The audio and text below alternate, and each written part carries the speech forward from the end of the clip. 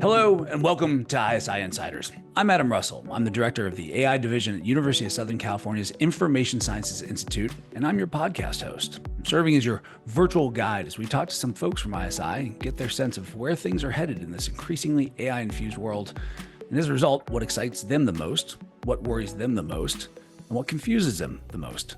Because as I keep trying to remind people who often sound very convinced about what's going to happen next, and who, when we actually score them, are usually very wrong. If you're not confused, you're not thinking clearly. So our next guest must be very confused because she's one of the clearest thinkers I know and have the privilege to work with. Today, I get the chance to finally sit down with Liz Boschee, who's not just a technical wizard in AI with a long history of working in important spaces and on important topics, certainly as evidenced by her role as a principal scientist at ISI, but she's also a great leader. And I know this from being able to watch her lead as the Associate Director of the Artificial Intelligence Division. Liz, thanks for coming on ISI Insiders. Great to be here. Let's see if we can change that opinion. The first question I have for you is always about the origin story. And some shape or form of it is usually go back in time and tell your 12, 13, maybe 14-year-old self what you're doing and how you ended up here. All right. So I always had a cocktail speech, a cocktail party speech about what I did. Worked out pretty well until about 5 years ago, right? Because about 5 years ago, people started hearing about large language models. So what I used to say, I will tell you, and what I could tell my 12-year-old self is that I try to get computers to understand language, try to get them to be able to understand it well enough to be able to answer questions about it, to be able to detect patterns, to be able to read far more than a human could ever read, which would hopefully give it the kind of knowledge that it would need to be able to answer questions intelligently and provide us with information we need in so many different walks of life. And so now the cocktail party speech is different. Now it's, you've heard of these ChatGPT things? Well, yeah, I kind of work, broadly speaking, in that area. But maybe I'll add in a little about the origin story is that actually in my late teens and early 20s, I actually had some physical disabilities that made it difficult to type. I had problems with my back and with my arms, and difficult enough that I thought I was going to have to drop out of college. And one of the reasons I didn't have to is because there was these very initial technologies of voice recognition. And, they weren't very good yet, but they did work. And that was one of the reasons I was actually able to complete college.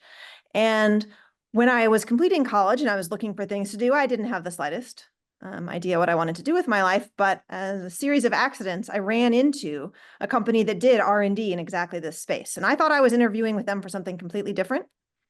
And I was totally honest with them. I said, listen, I'm disabled in these ways, and I'm going to use voice recognition software. Maybe you've heard of it, to do some of my work, even my computer programming. And they said, well, actually, we're here representing people who do R&D in that space.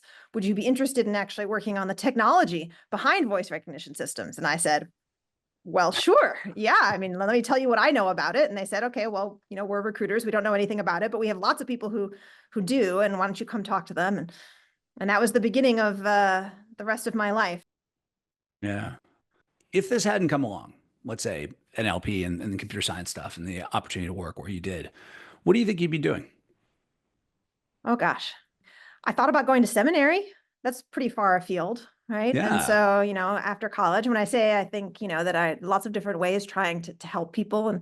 And so I did actually seriously consider, in fact, I volunteered with some organizations like that for our first few years out of college and worked part-time at the R&D organization, and seriously considered going that direction, and eventually decided, no, as a career, that's not what I want. I want to be able to do that as part of the rest of my life and integrate it into the rest of my life, but I don't want that to be the be all and end all of what I do. And plus, I also really, really, really, really, really enjoy what I do for work, and I didn't want to give that up. So, but I would say that I have tried to apply some of those same desires and goals, in my work here at ISI or at BBN, where I was before. You beat me to it. Well, first, I promise we're not going to take this away from you, so you can continue to enjoy all this. But the question is sort of, these other drives that people have. I'm always curious as to how those interweave with the work that they're doing in AI. You sort of touched on that already, but do you feel like there's a strong narrative thread between your drive towards seminary, towards outreach, towards mentorship, and the work you do in AI, or do you have to sort of force them to meet? No, I don't think, I mean, I think that it is really important to take a more holistic view of what we do at work, though, right? We're not just solving problems, we're also engaging with people and we're living our lives with those people. I mean, a lot of us spend more time with our coworkers than we do with, other members of our families. Maybe not so much now in a hybrid world, but it used to be we showed up and from 9 to 5, those are the people that we were with. And that makes a big difference too. And it doesn't matter necessarily whether they're working even on the same problem as you are. And, I don't know that I'm particularly great about it, but it's something I think about, which is, how can I be, a positive in people's life in this context, in this environment. I think particularly, I mean, not to be terribly cliche, but as a woman in science, that's obviously something that I've been interested in. It's been very meaningful to me in my life when I have had women that I can talk to about what their experiences have been like. And it's also been equally meaningful to me when there have been men in my life who are, older or more experienced, who have nonetheless gone out of the way to mentor or give me those experiences in ways that not all women are fortunate to have. I feel like I've been very lucky over the course of my career. I'd like to be a part of continuing that going forward, really being proactive about what it means to work with people and give people opportunities and all of those things. Yeah, no, the power of just having someone else accomplished, or at least perceived to be accomplished, just take an interest in you can be, I think well, maybe it's not undervalued, but I don't think is emphasized and rewarded as often as it should be. Let me start now with the crazy questions. All right. Do you think AI could ever serve as that role? Could ever be the mentor, or the person, or, well, it's not use the person, sorry, the agent that might give someone some of that confidence that you got from others? I think it can absolutely be an assistant. I think that part of that interaction is knowing that it's a real person, right? And so knowing that a real person is taking time to invest in you. Gotcha. And I think there are a lot of places where AI can provide assistance in that. When I think particularly about interpersonal skills, for instance, I can easily imagine a world where AI in the role play or things like that, an actual active critique of how people engage with people, critique of how you give presentations, what your slides look like, things that take other human beings time and effort. And I can definitely imagine, I mean, even if it's something simple, like I remember, I still remember this because Craig Knobloch, the executive director of ISI, he was not in that role at the time. And we were both working on some project. And I brought in some slides and I gave the presentation. And Craig was part of the leadership team at ISI. And he was like, these are great. And they have absolutely no color. And you just need to go back and make them colorful. And I mean, it was a little more profound than that, but not really. But at the time I thought, you know what, actually, this is really useful feedback. People don't give you actual feedback. They just listen to your slides and they move on with their lives. And it was true. Like when I went back and looked at the slides, I was like, oh yeah, this is kind of a wall of blackness, like black text and black graphics. And it's hard to keep your attention. This is like a very, very, very, very tiny thing. But it's also the kind of thing that maybe an AI assistant could do.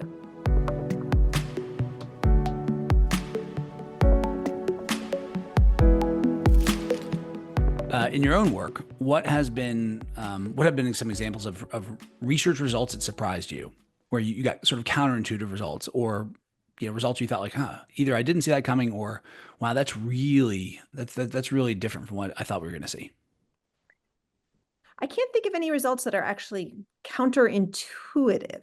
I have been surprised at how good it is at doing the things that it does. For me, it still feels like, yes, there's been a step function, but there's a natural continuum of what we wanted to do. I say we, meaning kind of the whole society of people trying to do language and computers. And so, for instance, one of the problems that I've worked on in the past is the problem of pronoun co-reference. So if we say, Adam and John talked for an hour about his problems, whose problems are they, right? Are they Adam's or are they John's? And computers have had a hard time doing this because what matters there is the context. So it matters if you say Adam is a podcast host or Adam is a blowhard who likes to talk about himself, right? I mean, depending on what you say about those things, it makes a difference, who his refers to. And one of the things we were never able to really successfully do in the models that predate the last few years was take into consideration that context in a profound way. at the same time, we knew that context was what was going to make the difference. And so the fact that the language models can do this now, essentially because they are able to take into consideration that context, it makes sense to me.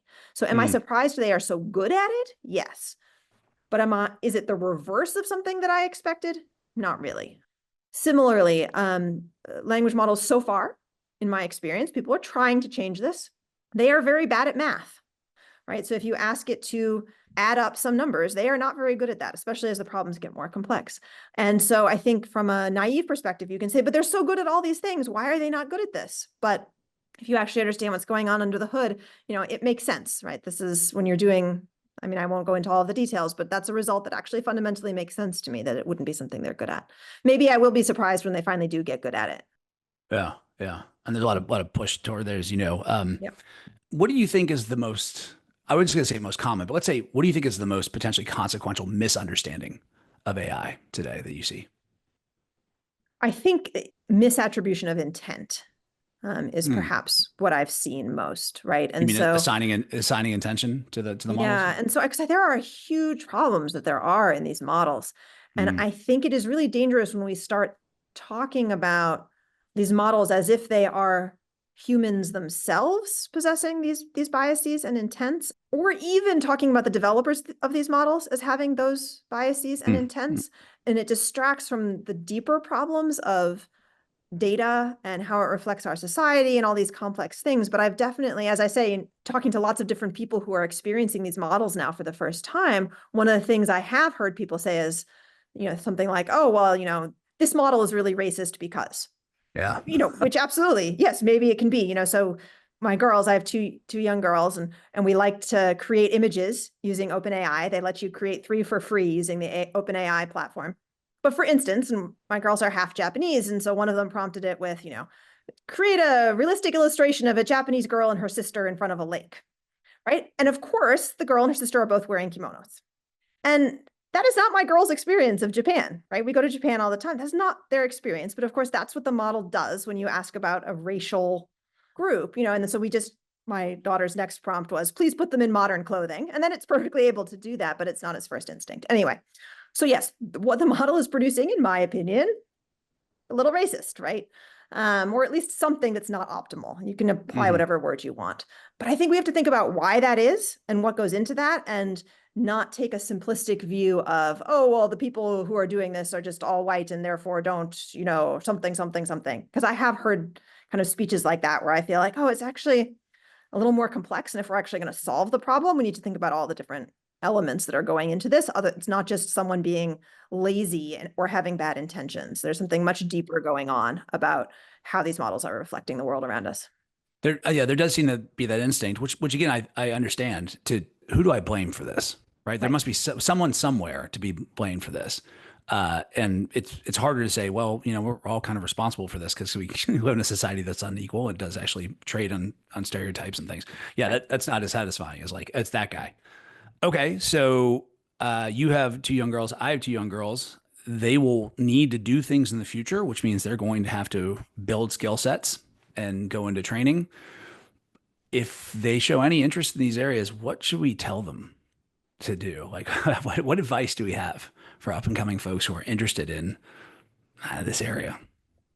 I mean, to some extent, my girls are 7 and 10, so everything's going to have changed by the time they hit any decision points about their careers or anything like that. And so at this point in their life, the decision is easier because it's just like, oh, just stay curious, learn what you can. The bigger question is, people at university, for example, or it's like, high schoolers. What are you going to do? And I think, gosh, I haven't a clue. I think on that one, I mean, it's hard to know where things are going. And this is not, and this wasn't even true, right, in our generation either. I mean, there was a generation before us, perhaps, that had these, 45-year careers at one company, right? That's unlikely for any of us. But I don't know. I mean, I think my advice would be much more general, like stay open-minded, think about what you want to do. And then honestly, as you find workplaces, like stay in places that respect you and treat you well, and don't put up with other things, right? I mean, I feel like, again, my advice is kind of not really specific to the field of AI at all, right? It's just about trying to find a healthy balance in your life. And and all of those kinds of things. And what you're actually doing at the end of the day matters less than who you're doing it with and how you treat each other and all that stuff. I like that. Yeah, the skill sets you'll need, you'll be able to get to if you are the kind of person that is given to that kind of curiosity, right? Not being closed-minded. Yeah, that is, I think, not reflected often enough in some advice people offer to those who say, like, I'm interested in AI. What should I do? Well, definitely work on math. Okay, but I think though, I do think, so this goes beyond the question of, people who might be interested in AI, but what I do tell people now is try this technology out, right? I mean, don't just read about what it does. It's available for open use, and try to use it for things you actually care about and know about. Actually try and use it and see what is surprising to you and what isn't. And I think that more people would benefit from just going ahead and doing that. I mean, and it takes real effort. There's people who just haven't thought to go hands-on with it yet. And I think everybody getting hands-on experience with this technology would be a significant advantage for our whole culture and society.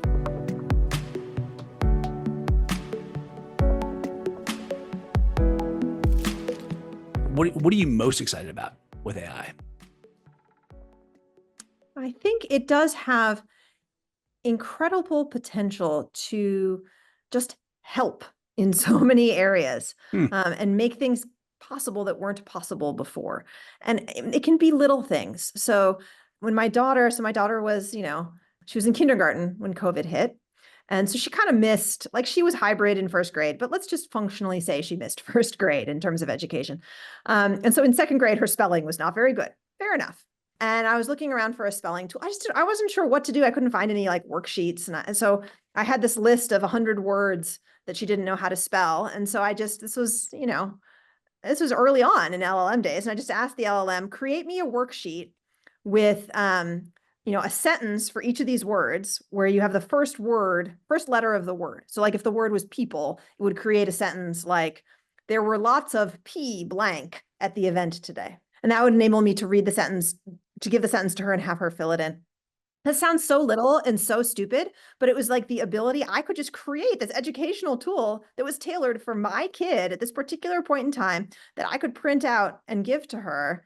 That was really cool. I mean, that would have taken me, hours to do by myself. And it took me literally 2 minutes. And I just think that's the kind of stuff, actually, sorry, my answers are all very small scale. I think I just don't have enough imagination at the large scale. But I think that all of these little things that can just make our lives better in these little ways, or by automating away things that are boring. Obviously, we're also worried about, is it going to take away artists' jobs? That's a big problem. I don't know how to answer that problem. But it can also take away a lot of boring stuff and a lot of enable stuff that wasn't previously possible. And I think that's all pretty cool. Yeah. Well, that's why, the term I use is apocalyptimism. I keep an eye on both these things. And you keep saying it sounds small scale, but what you're talking about are these little things that can amplify the good things and maybe help us avoid the bad things. It is also true and amazing to me still, as a social scientist, how quickly people habituate to this stuff, and they just sort of take it for granted of like, well, of course we have, powerful AI models that can produce, tailored educational materials in demand. Why wouldn't we? Because you didn't have them 12 months ago, Oh yeah. So yeah, it's our baselines are very interesting, but whatever happens, I do think, we're going to have to rely on things like collective intelligence, and the poorly named soft skills. Really, they're human skills, right? That are involved in not just making advances in AI, but creating institutes and organizations that bring people to the table and help us coordinate. Along those lines, Liz, I can't thank you enough for the work you do to help build an organization that prioritizes human skills as much as the technical skills, that does, I think, show every sign of improving its collective intelligence, where we'll continue to make a positive impact, even if we don't always know what that impact will look like or how it'll happen. So thanks, Liz. Thanks, Adam. It's great to work with you. Yeah, I appreciate you being on AI Insiders. All right. Take care. All right. If you enjoy these short podcasts, please do what really only you can do, or at least only we want you to do, because that's very informative. Rate us, score us, evaluate us, grade us, subscribe, spread the word, send us feedback, offer up additional questions you'd like us to ask. If you have a good AI joke, we are always soliciting those. And of course, just keep listening and learning. And join us, please, again for another episode of ISI Insiders, where we'll keep exploring, keep learning, keep looking for ways to help navigate our way through this weird, weird world, trying to do what humans can do best when they face these kinds of challenges, working together as if all our lives depend on each other. because they do. So for now, and for the future, fight on.